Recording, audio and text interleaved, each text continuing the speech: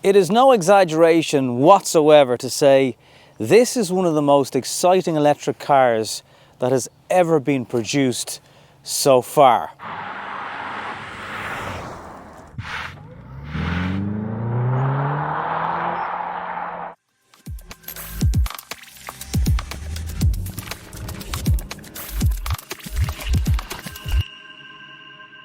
A Hyundai Ioniq 5, fairly successful, pretty decent electric car to begin with, hand it over to Hyundai's N division and give it the bonkers treatment. The bonkers treatment means over 600 brake horsepower, torque vectoring, dual motored, power to front and rear, and an insane level of augmented sounds that actually really work.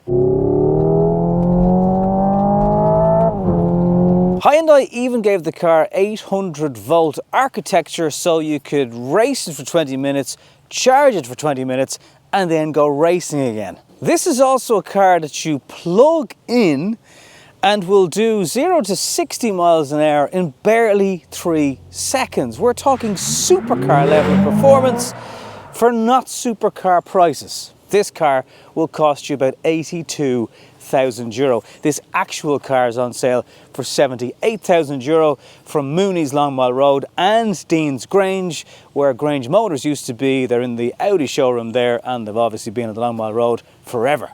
It has a boot, it has back seats, it has very cool front seats, so it's actually quite a practical family car. You can use it in the exact same way as you can with the standard Ioniq 5.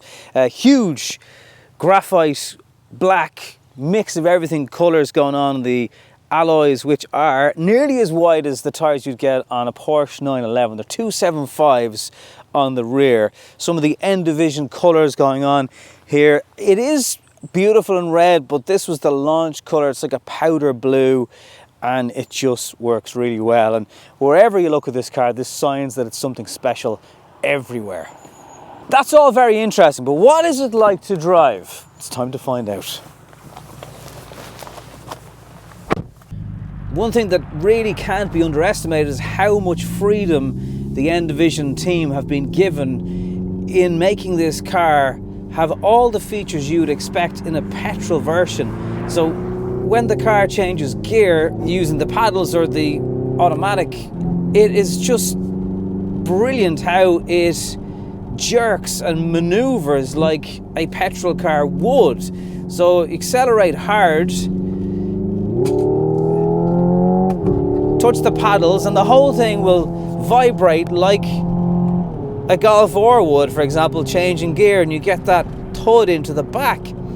And you can also set up all the torque distribution, the springs, the dampers, how heavy the steering is weighted, all at the click of a really simple button.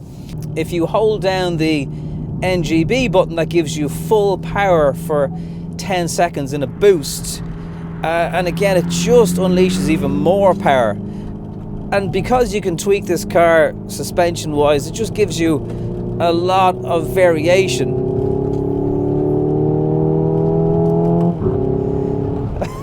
And you get these little blowbacks on the exhaust. I would love the brakes to bite a little bit more. Notice they're not drilled. I think that would give the car a little bit better stopping power, but really the way this handles, and obviously it's got a lot of weight being an electric car, but you kind of really do forget. I mean, most engine sounds are ridiculous, but it just works in this car.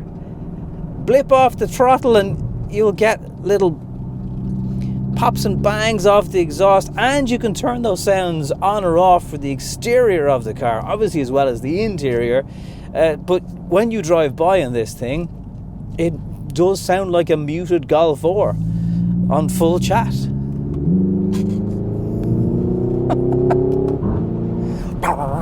Like, it just sounds like it's eating something out the back. It's brilliant.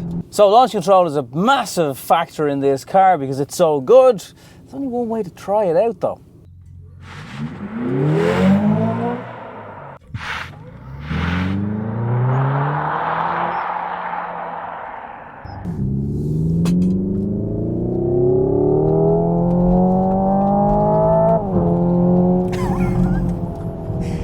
pops and bangs are like, they're so authentic, and there is no doubt the whole sound thing adds to the car. Otherwise you'd be just getting that endless burst of torque that you get in an electric car, and that would be fine, but it just adds to the whole theatrics of it. It still has really great levels of grip despite the extra weight, but yeah, I would love those brakes just to bite a bit harder, to just bleed off that speed that you've so quickly built up. The 800 volts architecture in, so it can be charged so quickly, but that obviously has added weight to the vehicle then as well. It is so much fun. The grip that it has. I'm just really testing the brakes there now for some sheep. And all the different gauges, the motor temperatures displayed in front of you. It really does deserve the praise this car gets, because it genuinely is so good. I don't know if it's 78 to 82,000 euro good. It's a lot of money for a car, any car. Never mind an electric car, and your range is going to be seriously reduced compared to a standard Ioniq 5. Obviously, all this power comes at a price, understandably. It even has like gear displays, like as if you're in 5th gear, down below for you. What can I say? It is without a shadow of a doubt the best electric car I have driven to date.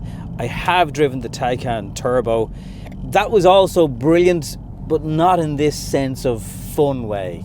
It's like a beautiful looking car, interior is absolutely gorgeous, but you just don't want to chuck that car around the way you do with this thing. It's absolutely brilliant. The torque vectoring, the way it can put power or reduce power to one wheel. Actually felt that when I was pulling away doing a launch a little while ago. But the way it helps you sweep into corners.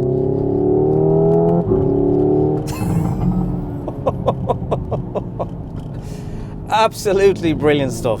Well done, Hyundai. You finally made electric cars incredibly fun, and it's not before time. In essence, a family car that offers so much fun, and fun that I've never personally experienced in an electric car before. You almost forget it's electric. That's how good it is. Would it be put up to an M5, the new model?